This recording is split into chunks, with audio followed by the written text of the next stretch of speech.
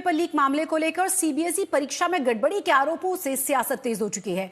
आज दिल्ली में एनएसयूआई के कार्यकर्ताओं ने प्रदर्शन किया है, वही तस्वीर हम आपको दिखा रहे हैं। दफ्तर के बाहर किस तरीके से तमाम ये कार्यकर्ता होर्डिंग और बोर्ड्स लेकर पहुंचे थे, नारेबाजी लगातार की गई।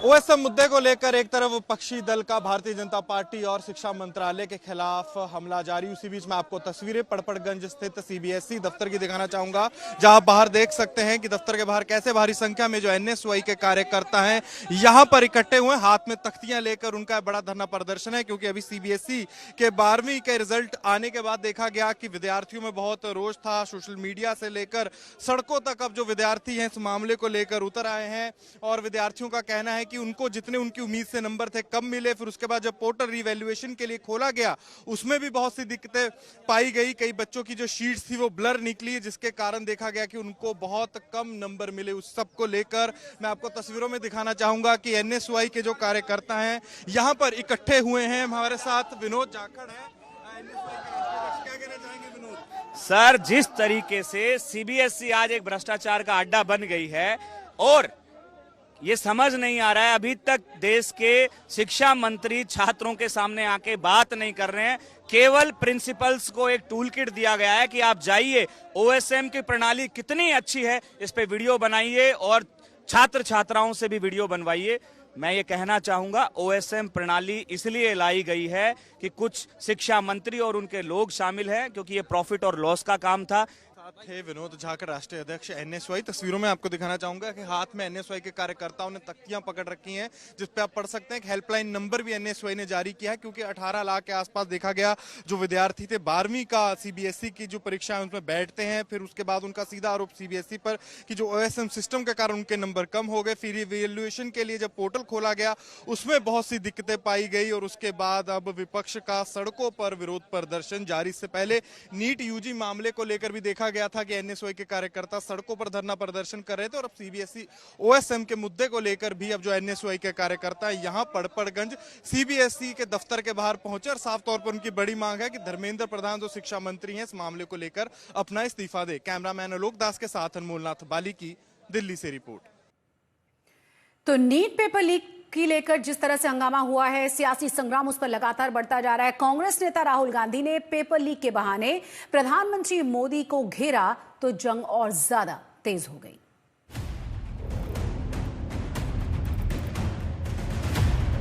पेपर अवेलेबल है टेलीग्राम। किसी को ट्रस्ट हो ही नहीं रहा कि ये पेपर लीक नहीं होगा।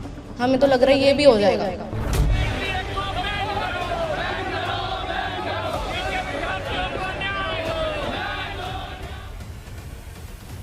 नीट पेपर लीक की जांच जारी है। अब तक 13 आरोपियों पर शिकंजा कस चुका है।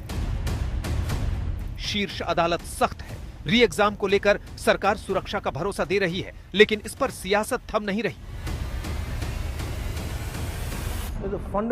एक दिन पहले सुप्रीम कोर्ट में नीट पेपर लीक की सुनवाई के बाद लोकसभा में नेता प्रतिपक्ष राहुल गांधी ने छात्रों से बातचीत का वीडियो साझा किया और पेपर लीक को लेकर सीधे पीएम मोदी को घेर लिया।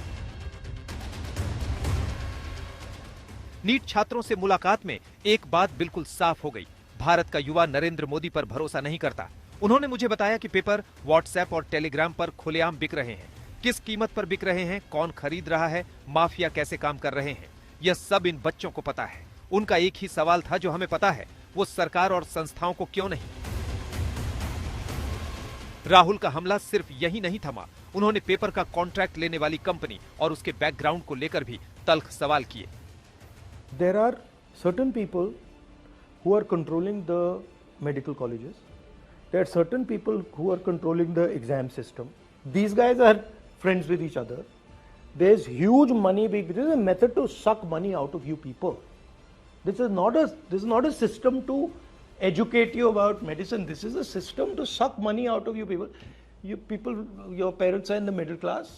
It is the way to take their money away from them and give you a dream that yes, you will become a doctor. That's the system. The problem is with the system.